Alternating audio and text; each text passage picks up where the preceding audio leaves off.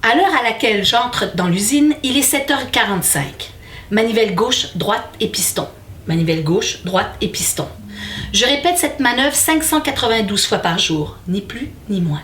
Je me sens renaître. Je suis à nouveau pure et sans péché. Les erreurs noyées dans cette eau si noire et profonde. Je lève les yeux au ciel qui, comme la mer, semble sans limite et qui, comme elle, luit avec la couleur de la mort. Te souviens-tu que de ta visite sur la planète Terre, tous tes amis comme le renard, les serpents, l'écho, les roses et Antoine de Saint-Exupéry? En parlant des roses, comment va la tienne? Bref, des bons souvenirs, n'est-ce pas? Jojo était faite d'un cristal pur et avait le visage mélancolique d'un ange peint en sa surface. Hélas, la pauvre Jojo avait été délaissée dans un vieux grenier poussiéreux pendant des années à la suite d'un malheureux accident qui l'avait égratignée. Et personne ne fait rien. Ils nous vendent des cochonneries pour nous faire croire qu'on va être plus heureux pendant qu'eux.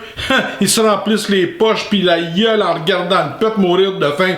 Ah, mais ils ont donné 50$ à une fondation l'autre jour. Salut l'altruisme. Même elle, Sémine, était pas là. Et voilà le secondaire, un endroit où l'amour est éphémère, où l'amitié n'est que voyage et des rêves qui ne font que naufrage. On a beau toujours sourire, à l'intérieur, on ne fait que souffrir. Le premier pied dans la palissade, notre âme part en balade. Les gens sont parfois comme des fusils, tous braqués sur la cible démunie, n'attendant que le moment précis pour la faire éclater en mille débris. Monsieur le lion, avant que vous ne me croquiez, il y a une chose qu'il faut que vous sachiez. Près de la falaise, un autre matou courageux vous fait concurrence. Je voulais juste que ce soit un mauvais rêve.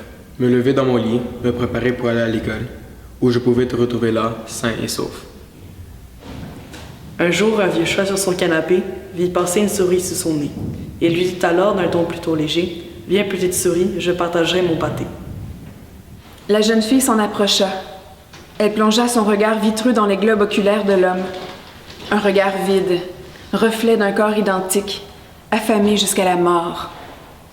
L'adolescente n'était plus qu'à quelques mètres de la porte lorsqu'une puissante détonation se fit entendre. La fille resta coite, mais ses yeux se mirent à hurler de peur.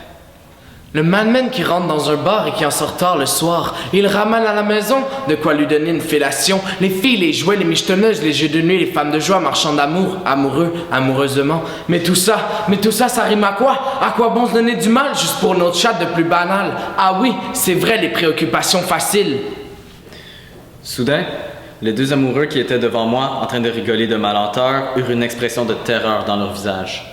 Je me retournai et tous ressentirent cette même douleur, celle de la terreur qui nous sidéra l'estomac. À travers la toundra, à une centaine de mètres devant nous, se tenaient les figures de deux loups qui se dirigeaient droit vers nous.